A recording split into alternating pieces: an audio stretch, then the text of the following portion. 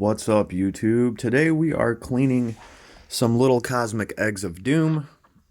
These are chaos squats. We got a deal on this chaos squat. He is looking pretty clean now. First chaos squat I've ever come across that is primed white. So somebody undercoated this guy white and they were painting him blue. He's been soaking for a couple of days. It is coming off. We're going to have ourselves a neat little chaos squat. And this is why people call them cosmic eggs of doom, because he literally looks like a little egg. You put his arms on, he becomes a dangerous egg. But I wanted to talk about the biggest mistake that I see hobbyists make when it comes to these models. Since I strip so many of them and take them apart and I work on them, one of the biggest things that I constantly see, I mean, first of all, it's interesting because you get to look at this hobby, you know, going back. I kind of feel like, like I'm digging up dinosaur bones or something because I get to see what was going on in the hobby back in the day. You go through phases where people were using some kind of green stuff like putty instead of glue, and instead of making the arms fit on, they would just glob some putty on there, and that would make up the difference between the arm and the body if it didn't fit right, instead of actually making the model fit. So I went through some of that.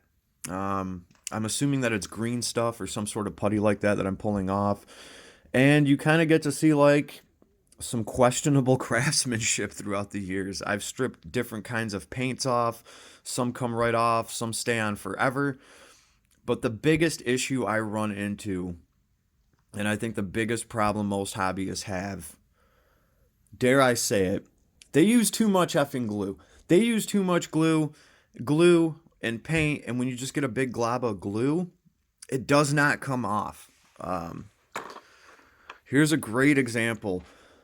I've been scrubbing on this guy for like damn near 2 months now. He looks pretty clean, right? And here's some of that putty stuff.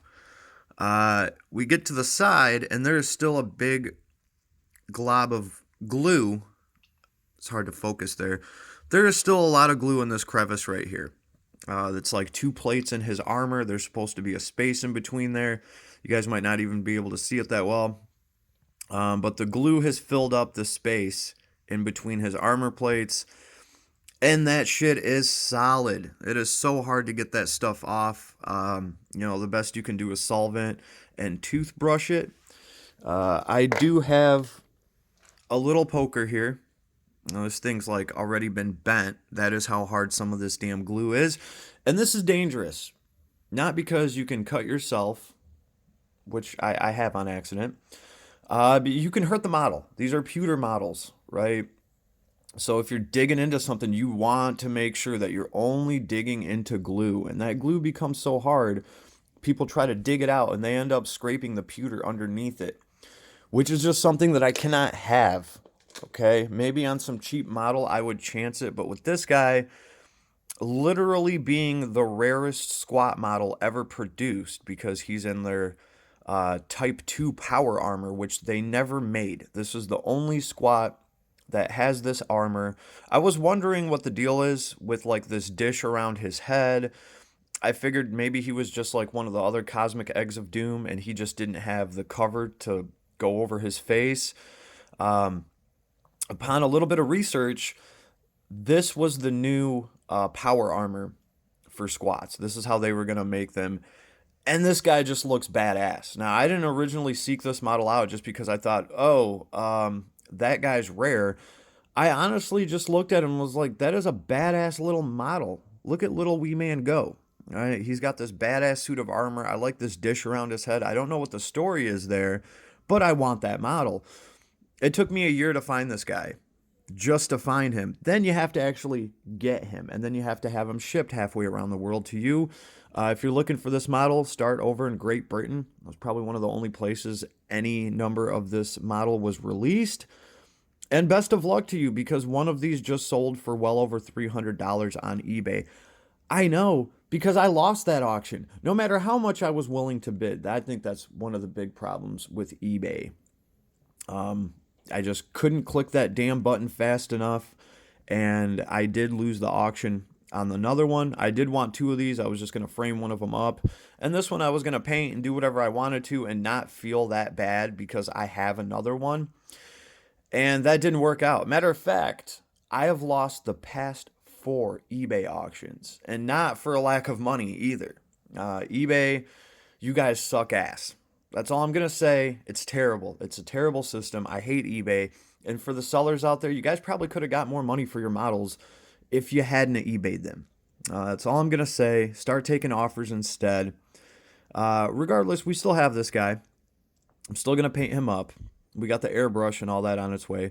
But I have to get that damn glue out of there. I cannot stand it. I know that it's there. And that is where glue goes. It's always in the armpits. It is always on the ass, especially if there's like a backpack to glue on, especially with these metallic, these pewter models. People just seem to like douse them in glue. Now, after going through all this shit myself, my personal preference is literally a quarter drop of glue, not even a half drop of glue, just a quarter drop of glue, just a little dot. And if you do it right, it should be plenty good, and you don't have to dump a quarter bottle of super glue and let it run down this guy's leg. One of the oh geez, there we go. It's dry in here. Probably breathing all these fumes in too. One of the old school Terminators that I have, which was like one of the original Terminators, they call it a Cobra back. His back actually attaches. And somebody glued the shit out of it so bad that all the glue dripped from his back and just went on his butt crack. And that took like 2 months of scrubbing to get that stuff off. This glue, it comes off in very, very thin layers. You have to continuously scrub on it, and it's got to sit in alcohol. And like I said, this guy is 2 months in, and we can still see glue in there. I can still see glue in there. It looks a little bit darker. And that's just going to be a pain in the dick to get out. And I'm going to know that it's there, so I have to get it out. I have to get this stuff out. And this is just something that you're going to go through with these models, especially when somebody bought this model, 30 years ago, didn't think it was going to be worth anything, and then just kind of half-assed it together, put some green stuff here and there. That's just going to happen. You're going to have to deal with this stuff. And people don't realize how long it takes just to restore a model like this. You're talking about months of work and scrubbing just to get it to this point. And then you have to assemble the damn thing, and then you have to paint it and make it look nice and base art and all of that. So that's why I like working with these old models. It gives me a cut of the hobby and what was going on 30 years ago, how people were assembling these things, the different paints that were being used. Some paint comes right off, some doesn't. But like I said, the biggest thing is going to be overgluing. Everybody overglues everything. So if you're a hobbyist out there, when it comes to super glue, less is always more. I'm just going to go ahead and say that. This has influenced the way that I super glue things. When these arms go on, like I said, a quarter of a drop is going to go right on the tip of that nipple, and the arms are just going to go on. So it is what it is. That's what I'm going to have to do. Let that guy soak. And then we have our little cosmic egg guy. This guy came in and his arms came right off. It was awesome. You don't see any glue traces there or anything. This is like best case scenario for a model that you're going to get. If you don't have to deal with any of the glue and you're just taking paint off and restoring it, this guy's been in here for a day. A few days from now, all of this primer will come off of him. And then we're just going to toothbrush him with some warm soap water. And he's going to be ready to go to a paint booth. Awesome. But that's not always going to be the case. And more often than not, that's not going to be the case. You're going to have to scrub on these things for months. So just a little bit of info for anybody that thinks they want to get into collecting these things. You can get a deal on them online.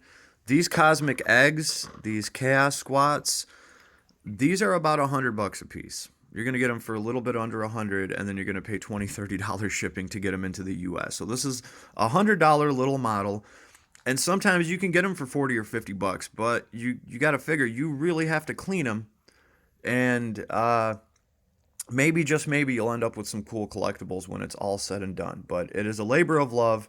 It's a lot of work. So just go easy on the super glue, yo.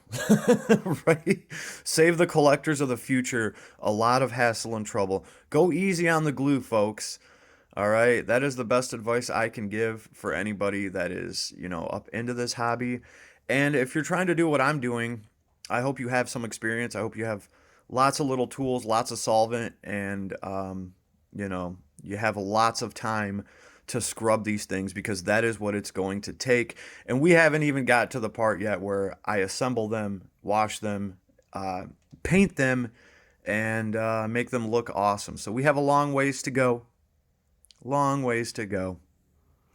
So if I missed anything, if anybody has any awesome, useful tips or tricks, just leave me a comment. Let me know. Later, everybody.